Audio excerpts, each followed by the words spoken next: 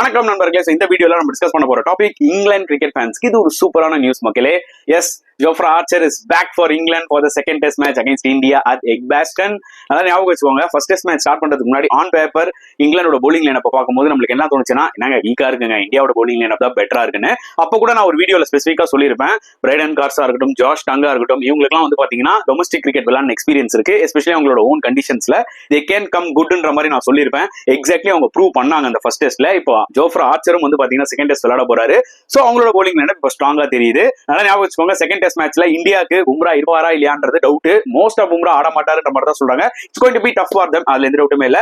Jofra Archer பொறுத்த வரைக்கும் பாத்தீங்கன்னா கிட்டத்தட்ட 3-4 இயர்ஸ் கழிச்சு இப்போ டெஸ்ட் கிரிக்கெட் விளையாட போறாங்க.